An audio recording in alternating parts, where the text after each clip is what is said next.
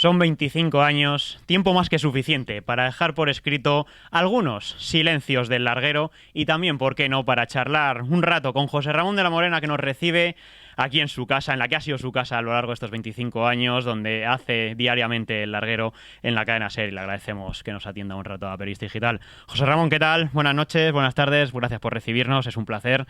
Lo primero de todo, aquí en este libro que tengo delante, este libro, el último que sacas, dejas por escrito que el éxito te cambia aunque uno no quiera. Y a mí me gustaría preguntarte qué es lo que notó José Ramón de la Morena, lo primero que le cambió y que a lo mejor no fue consciente cuando aquel día de abril de 1995 os hicisteis con el número uno y por tanto supuso el mayor éxito de la radiodifusión española los últimos años. La casa, porque con el libro me compré una casa, me fue muy bien, se vendían mejor los libros que ahora, ¿no? Ahora la gente se los descarga de internet y pasa con la música, pasa con casi todo, ¿no? Mientras no haya una ley, una nueva ley en el Ministerio de la Cultura que proteja eso, esto es así. Pero yo en aquellos tiempos recuerdo que me cambié de casa, ¿no? Nunca pensé yo que con el libro iba a dar para tanto, ¿no? Pero me parece que vendimos 170.000 libros, una cosa así, ¿no? En aquella época, ¿no? Esto fue el año 95-96, ¿no? Y efectivamente, es el día que fuimos líderes de audiencia, se lo decía a Bustillo el otro día, digo, porque me decía, yo creo que eso no lo has escrito. Y yo discutía con él que sí. Recuerdo que el teléfono empezó a sonar por la mañana muy temprano, a las 8 así. Yo estaba totalmente dormido, me acuesto a las 4:30, cuando me he leído todos los periódicos del día siguiente. Y lo escuché así, entre sueños, muchas veces repetido, ¿no? Y al cabo de 1 hora y media que ya había sonado muchas veces, me di cuenta que, digo, que salía el EGM, digo, esto tiene que ser algo bueno, ¿no? Porque tantas llamadas, ¿no? Y bueno, una de las veces fue Augusto de Alcácer, ¿no? Para decirme que habíamos sido líderes, ¿no? Recuerdo que fuimos a comprar un columpio para Javier, ¿no? Fuimos a comprar unos muebles también para el jardín en Villaviciosa Odón. Recuerdo aquella mañana todas las llamadas de la redacción, ¿no? De Bustillo, de Paquito, de Antoñito Romero, no sé, toda la redacción, ¿no? que estaban conmigo, ¿no? Lo recuerdo como si fuera ahora. José Ramón, ¿cómo se consigue mantener la ilusión, el tesón, la tensión, por así decirlo, 25 años seguidos y 20 de ellos además con la presión de ser el número uno todas las noches? Bueno, a ver, yo creo que el periodismo el número uno no existe, ¿no? Existen los medios de comunicación. Tú estás en un escaparate muy bueno, entonces se te exige estar de acuerdo a ese escaparate, ¿no? No es lo mismo vender pantalones en un escaparate de la Gran Vía que en uno de una calle de la carretera de Boadilla del Monte, ¿no? No es igual, ¿no? No son las mismas exigencias. Por tanto, si trabajas con los mejores, tienes los mejores medios y tú no lo haces demasiado mal, vas a estar ahí, ¿no? Si lo haces bien, pues estarás en la primera línea, ¿no? Eso es evidente, ¿no? Pero esa tensión es 25 años seguidos, ¿cómo se mantiene? La ilusión, sobre todo, por ponerte en el micrófono, por hablar a tus oyentes y que no haya, bueno, altibajos imagino que habrá, pero estar ahí. Eso es lo peor. Sí, la tensión es... eso te va minando por dentro, te produce un deterioro físico que la gente no lo puede entender, ni la gente, ni tu familia, ni tus amigos, ni nadie. Solamente lo sabe el que está ahí. Hace poco, ¿no? Un día me vi con Joseba Larrañaga, ¿no? Y me comentaba eso, ¿no? Decía, ahora entiendo lo que es eso, ¿no? Es la soledad, es el miedo, es la incertidumbre, es la lucha, es la presión, es el estar ahí, es el vértigo que te produce la audiencia, ¿no? Es la responsabilidad de no decepcionarles, de intentar ser todo lo honesto de que eres capaz, ¿no?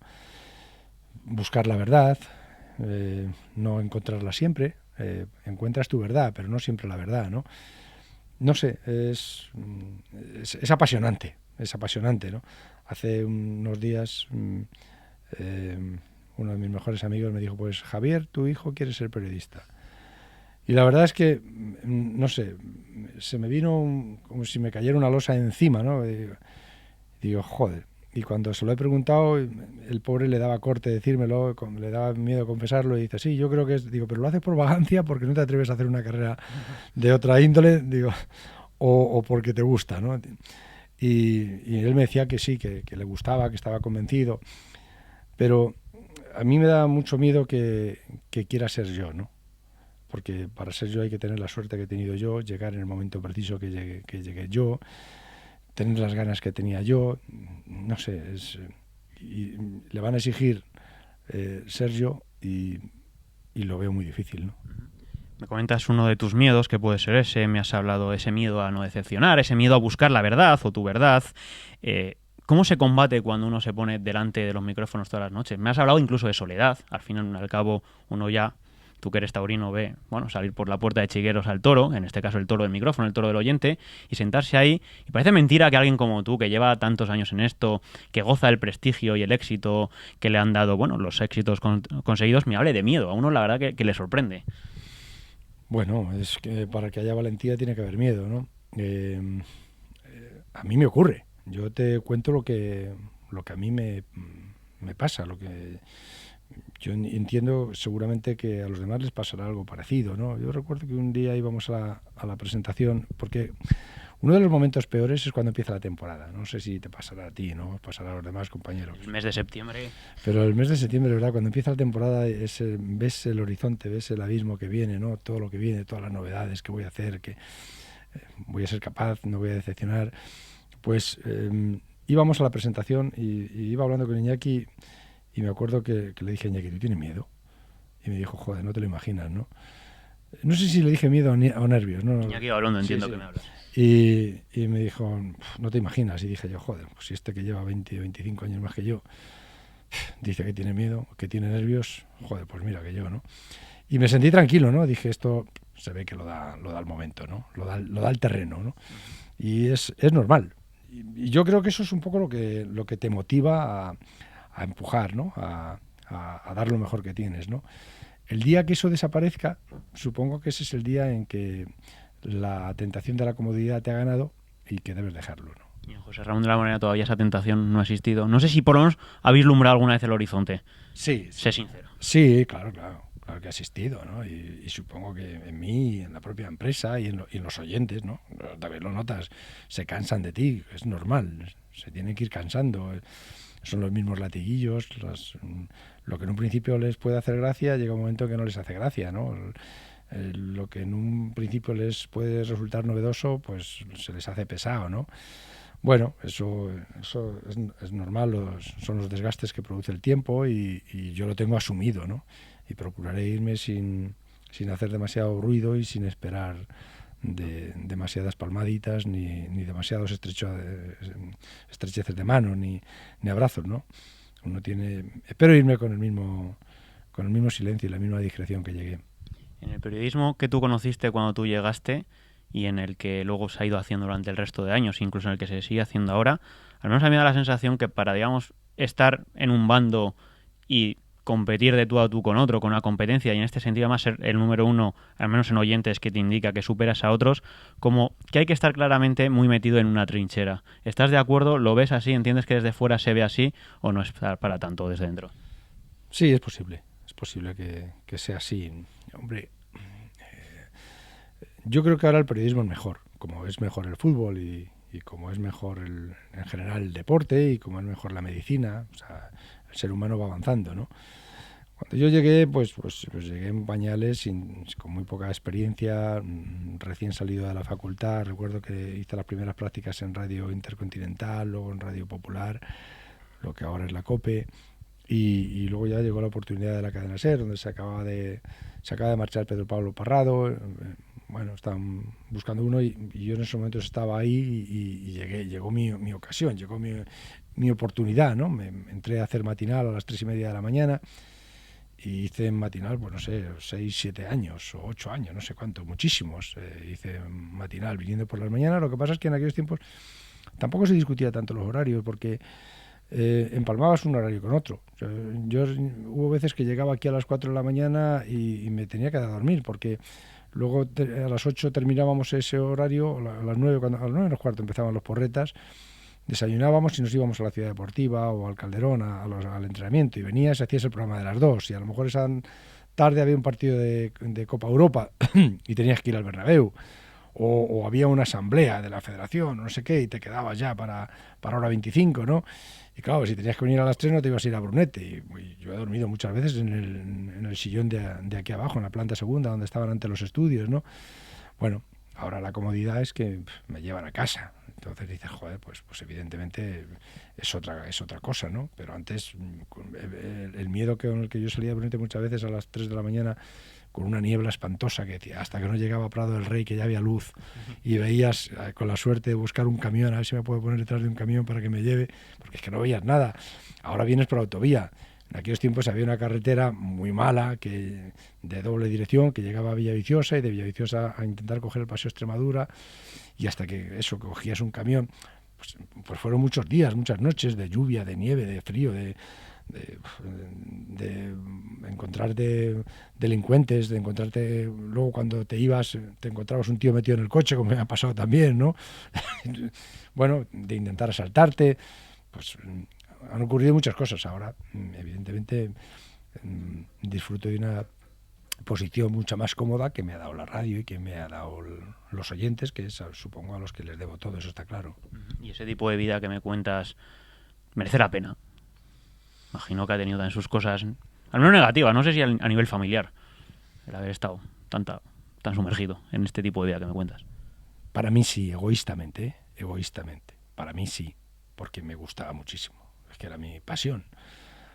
A ver, si yo cuando tenía 14 años, que era el momento álgido, cuando yo estaba ya loco por ser periodista, ¿no?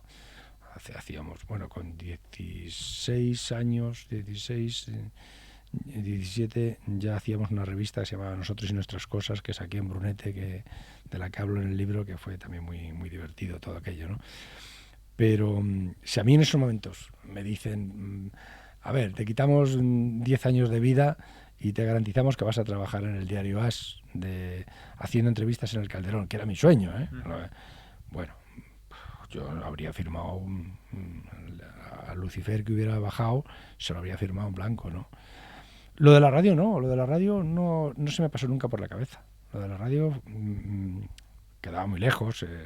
Hombre, estaba el ejemplo del Hora 25 de Iñaki Gabilondo y Martín Ferrán y García y toda esta gente, ¿no? Que cuando... Eso, fíjate, en sexto ya dormíamos en el internado, dormíamos en camaretas, ¿no? Individuales, y ya podíamos tener radio, ¿no? Y entonces el transistor me envenenó mucho a mí la noche, ¿no? Porque me apasionaba quedarme escuchando Hora 25, ¿no? Y luego al carrusel, y luego... Entonces se me presentaba como un sueño lejano, ¿no? Yo veía más fácil entrar en un periódico, que era escribir, a mí se me daba bien. Y yo pensaba que eso en redacción eran las mejores notas, y pensaba que ahí estaba mi futuro, ¿no? Lo de la radio no lo veía. No, era tímido, muy tímido, me costaba mucho trabajo hablar, explicar. No. Llegó porque empezamos a pedir trabajo por todos los periódicos, todos nos dijeron que no, y luego fuimos por las emisoras, y en Radio Intercontinental Miguel Vila y José Miguel Flores me dieron una oportunidad de hacer informativos, y ahí empezó todo. ¿Competir a cara de perro con García te hizo mejor periodista? Competir siempre te hace mejor periodista. ¿Y mejor persona? Pues posiblemente no. Las guerras no hacen mejor a nadie, ¿no? Yo siempre he dicho que no soy un buen ejemplo para eso, ¿no? Me hubiera gustado ser mejor ejemplo, ¿no? Pero, a ver, yo actué de la manera más honesta y más honrada que supe. Y posiblemente él lo hizo igual. Él estaba en su hábitat natural, en su reino, que era absolutamente suyo, y él defendía su hegemonía, ¿no? Y yo me rebelé contra eso, ¿no? Ahora lo veo con más distancia, ¿no? Y me gustaría, ¿no? No dejar como herencia una trinchera, ¿no? Una de las cosas que me da miedo es que un chico que empieza periodismo en la cadena SER caiga en una trinchera y tenga que enfrentarse a otros que a lo mejor son amigos suyos, que son compañeros y que trabajan en otra emisora o en otro medio, ¿no? Me gustaría que esto se fuera pacificando, que creo que va a ser así también, ¿no? Que se vaya pacificando a medida que vayan desapareciendo, que vayamos desapareciendo los determinados gurús. La gente lo va viendo, lo va haciendo con más normalidad. Yo ahora, siempre que cuando viajo en el Mundial o en las Eurocopas y coincido con periodistas de otros medios, veo que la relación es mucho más, es más hermanada, es más natural, ¿no? No hay tantos temores como había, por ejemplo, hace 15 años, temores A coincidir o algo. Sí, no hay ningún problema. Ahora te sientas a comer o a cenar con la gente del Marca, de la COPE o de Onda Cero o de televisión, o sea, y no hay, vamos, yo veo a la gente que es feliz y que hay confianza y que hay bromas y que es agradable. En eso Roberto Gómez es uno de los grandes muñidores, ¿no? Es de los que hace todas las ensaladas las adereza él, ¿no? Y está él ahí metido en medio y tal. Y para eso sí que le tengo admiración por esa capacidad que tiene de saltar de una trinchera a otra y dando la mano a todos y bromeando con todos, ¿no? Y me gustaría que eso sí que quede, ¿no? Sí que se consiga una paz mediática, ¿no? Que este país necesita, porque si conseguimos la paz mediática seguramente iremos consiguiendo muchas más paces, ¿no?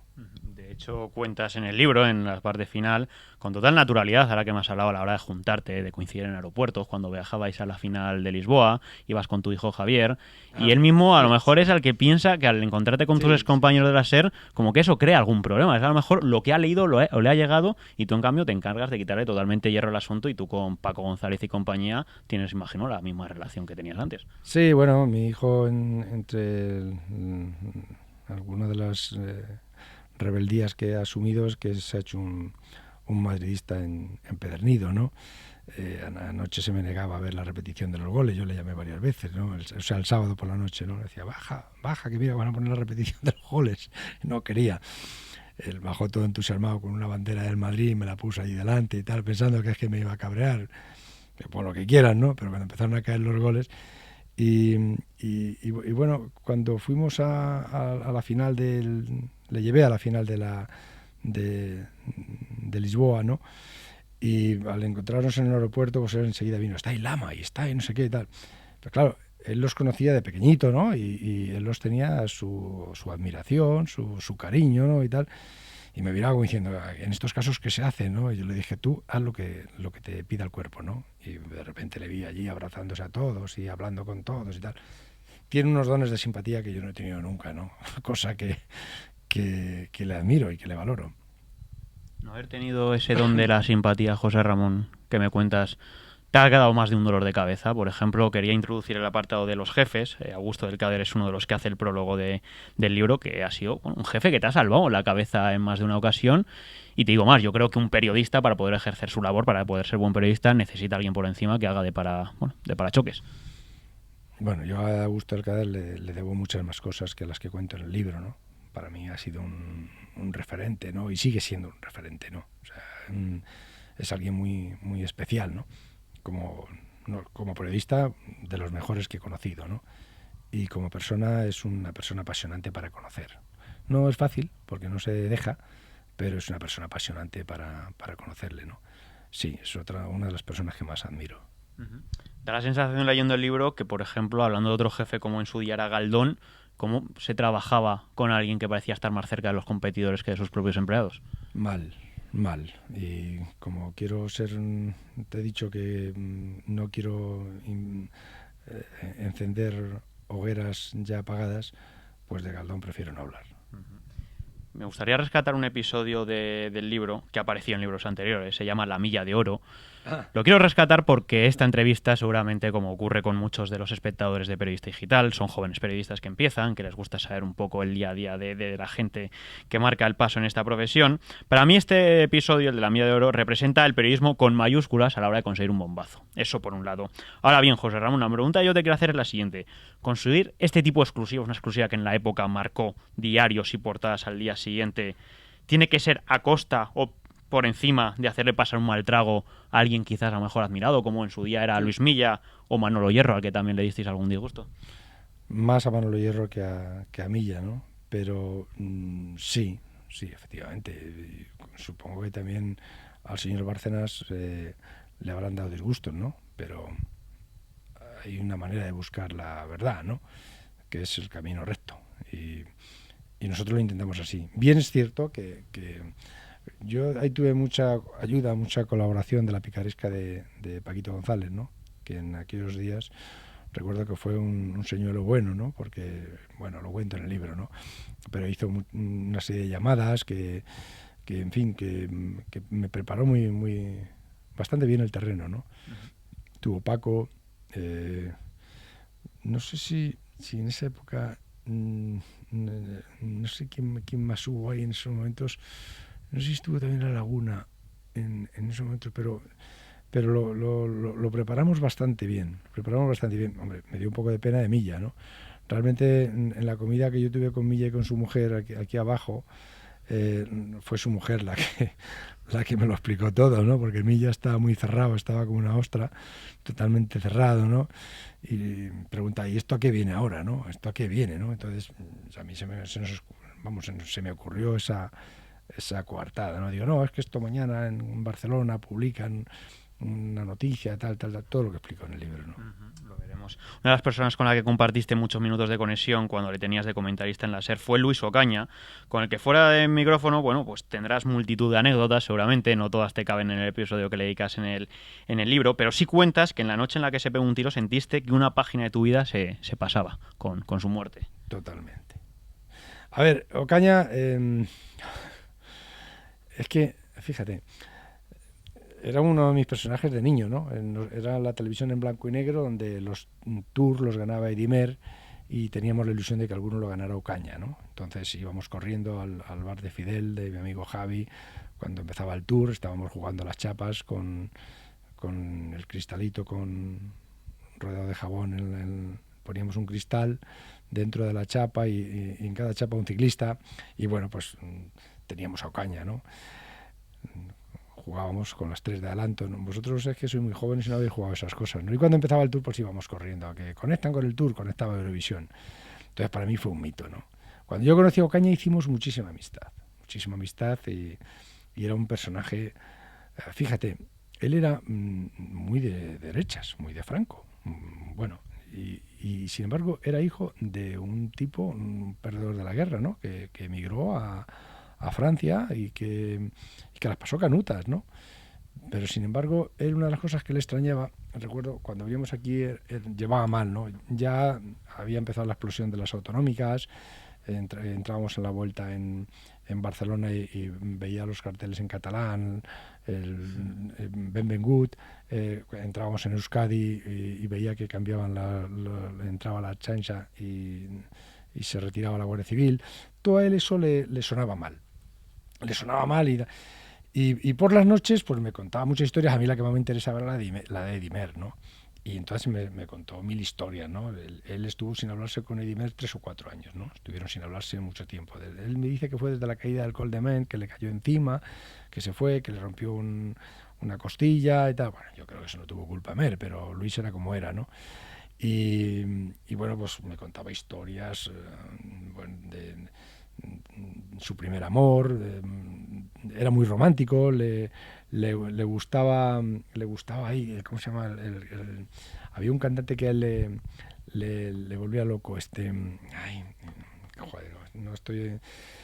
Bueno, yo no le conocía al cantante y él estaba indignado en que yo no conociera a este cantante, ¿no? Y bueno, me lo ponía por montones de veces en el casé del coche, para arriba y para abajo. Y por las noches, cuando dormíamos, pues terminábamos el larguero y bueno, pues seguíamos hablando en la cama, pom, pom. Yo a veces me quedaba ya dormido porque él dormía fatal. Y de repente me pegaba un bocinazo y me decía, ¿pero me estás escuchando? Y yo digo, joder, claro, pero si estaba roncando. Digo, ¿qué coño? Si yo no ronco, ¿cómo que estaba roncando? Joder, que no, que me estabas contando lo de Ocaña, no, o sea, lo de Mers. Lo de Mers ya te lo he terminado de contar, ahora te estaba contando otra cosa. Y se cabreaba, ¿no? Pero tenía historias apasionantes, Luis. Y entonces siempre una frase que tenía muy a menudo era, como discutía mucho con su mujer, tenían un perro, un Yorkshire Terrier, que siempre decía, un día lo voy a coger y lo voy a tirar en medio del pelotón. Era muy bruto. Y en una de estas siempre decía, le preguntaba, a su mujer la llamaba el ama. Y el ama decía, al ama le voy a pegar un día un tiro y luego me voy a pegar yo otro. Y siempre estábamos con esa broma. Y cuando ya se fue de la SER, se fue a Antena 3, que se fue con García, pues venía a cenar con nosotros, ¿no? Y siempre la misma historia, ¿no? Y el pobre Jorge Ruano, pues le preguntábamos, ¿qué? Venía Jorge Ruano, si me veía hablar con él, ¿qué dice el Messier? ¿Que se va a pegar un tiro y otro al ama, no? Sí, sí, nos reíamos y tal. Entonces nos encontramos en Segovia el domingo. Era una etapa que acababa, hacía Segovia-Madrid, era la última etapa. Habíamos estado cenando el día antes en casa en Fuenterrebollo, en Segovia, con Ruano, no había venido él. Y nos preguntó, ¿qué tal la cena? Porque siempre cenábamos la noche antes en casa de Ruano. ¿Qué tal la cena? Pues bien, tal, ¿no viniste? Pues no, tal. Bueno, ¿qué tal? ¿Te vas mañana? Sí, me voy mañana. Y no sé qué le dije, tal, y ya verás tú si no me pego un tiro. Le voy a dar un tiro al ama, pero ponía así el dedo, y ya verás tú si no me doy yo otro. Bueno, pues nos lo tomamos siempre a broma, porque eran 2 o 3 años así, ¿no? Y me parece que fue un miércoles o un jueves, y me dijo Bustillo, dice, acaban de decir que se pega un tiro caña, ¿no?